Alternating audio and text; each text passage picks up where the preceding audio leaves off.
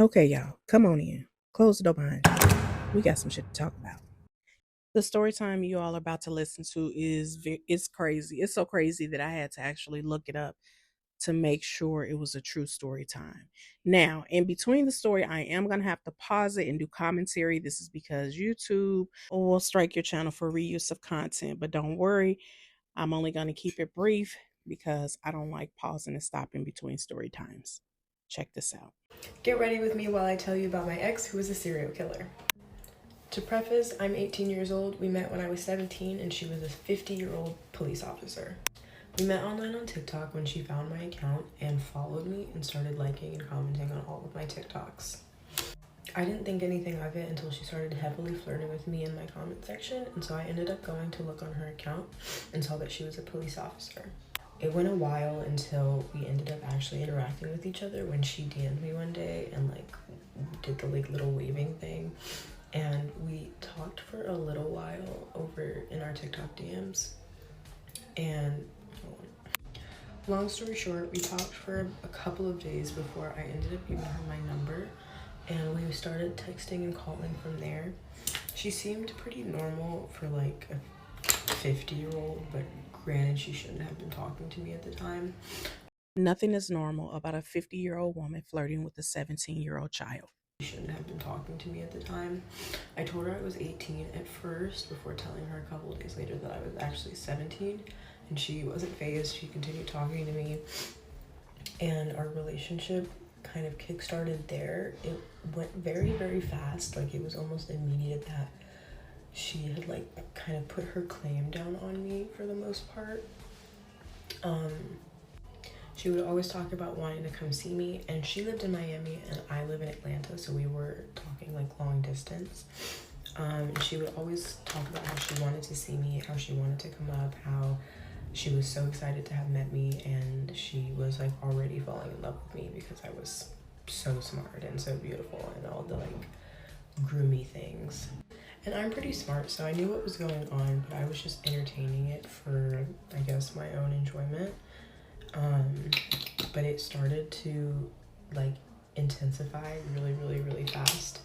And she would say things that were randomly really possessive and kind of creepy. And I should have blocked her then, but I didn't. And we started calling maybe 2 weeks after she got my number, and we would call during the night and just kind of talk about everything. And then there was one night where we were talking about work, her job, and I had asked her, I was like, have you ever killed anyone on duty, or ever had to do that on duty, or had to shoot someone? And she said, on duty or off duty? And I said, both. Weird fucking question. Why would you have killed someone off duty?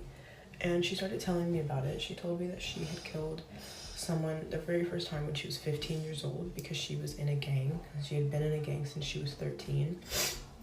And then the next couple of ones were when she was 18, 20, 21, just as she got older, she just continued.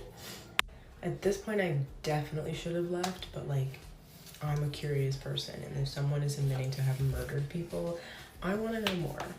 And she wasn't in my state, wasn't in my city, and I was like, if this goes left, I can just block her and be done with it. Pause, look how cute my shirt is. It's backless. So after this, she ended up telling me a lot more, really descriptive details about how the Everglades, because it's like sacred property or something, they go and dump bodies in the Everglades and let all the animals eat the bodies. And she would also tell me about her torture methods and how she would have to do what she called grab and smash, or smash and grab or something, where she would pick someone up off the street and beat the shit out of them and drop them off somewhere. She would have to do pickups and drop-offs for her gang, where she would go and pick people up and then deliver them to the gang for them to do whatever they needed to do to that person. To this day, I'm not really sure why she was telling me all of these things and trusting me with it, considering that we had only talked for 2 weeks. And I was a 17-year-old girl that definitely would have squealed. But silly old me, of course I didn't, because I didn't really have a lot of information on her, and I didn't know what to do with that information that I had found out, so I just kept talking to her. After that, she started making more direct threats towards me, being like, I really want you to be mine. Like, if you don't, like, I don't know what I'll do. And I was taking that as a sign of like, oh, like if I don't engage in this relationship with you, like you're going to do something to me. So I continued talking to her, and 2 weeks later, after she told me, she came to my city to meet up with me.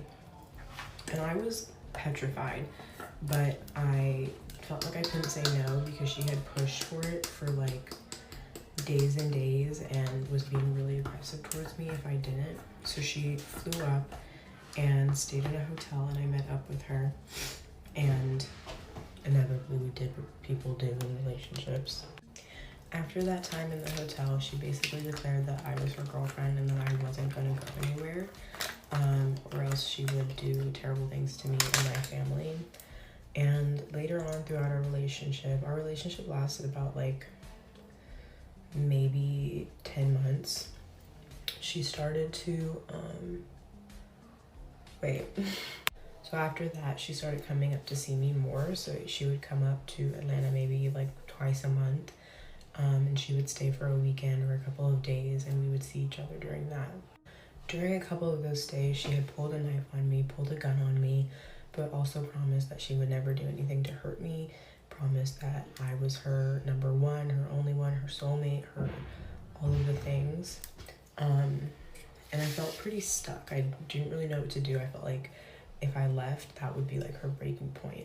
And later I found out that it was her breaking point, because once I had talked about what she would do if we broke up, she was like, oh, I will literally drive this knife through your whatever, and like you're done, like you don't get to leave me.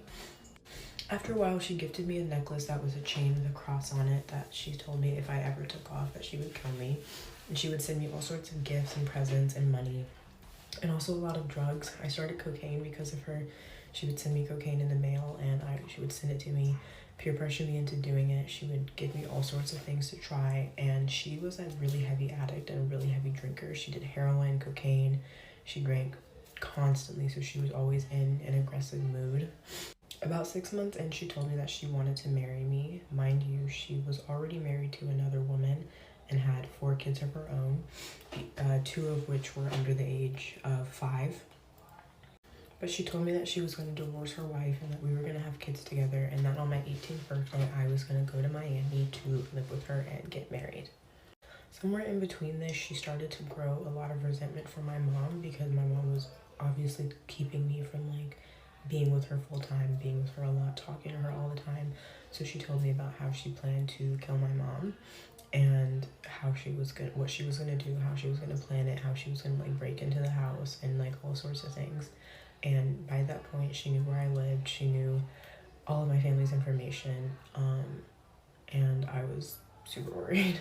The only problem here is that I had no evidence. Everything she said to me, she said over call. We didn't text. There was barely any like communication or threats that were in our like messages, so everything that she said was just over the phone. Sometime in January, I know that she had killed someone, because she told me that she had to go on a job and came back late at night, had to wash all the blood off her body and whatever, and just, I knew about that one, and that was the most recent one, I believe, and the most, I don't think that there's been anyone else since then.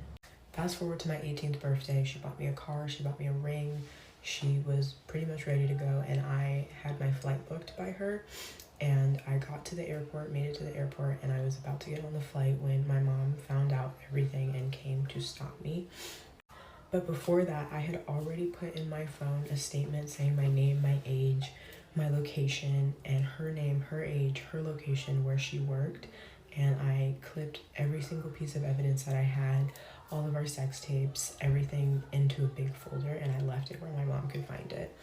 So my mom came to the airport and called the police and told them that I needed to have a 1013 filed so that I could be involuntarily held in the psychiatric hospital for 3 days just to protect me. And then while I was in the psychiatric hospital, my mom contacted the FBI, and the FBI started an investigation and arrested her on a complaint made by my mom. And so she's currently sitting in federal prison awaiting her trial. She hasn't pled guilty or not guilty yet, because they're still investigating the murders on top of everything else that like opened Pandora's box because of her arrest. Her name was Carly Miranda Blum. She lived in Miami, Florida. She worked for the Miami-Dade Police Department, and her life is over and I am free. That story was crazy, right? I was listening to it and I'm like, okay, this girl, her first red flag was this 50-year-old woman even being attracted to you as a child, being 17 years old. And not to mention, she was a police officer. But even if she bypassed all of that, when asking the woman, has she ever unalived anybody? And she said on or off duty, that would have been the last time that woman heard from me. The fact that she kept seeing this woman after the woman had told her everything she did showed how much that woman had already groomed her. And just thank God that her mother stepped in, because this situation, a situation like this, it don't usually end well. People usually don't come back from it. So just let this be a lesson to anyone, someone who's much older and interested in you, controlling you, scaring you, isolating you. That is not love. Okay, that's it. Talk to y'all later. Bye. Close the door behind you.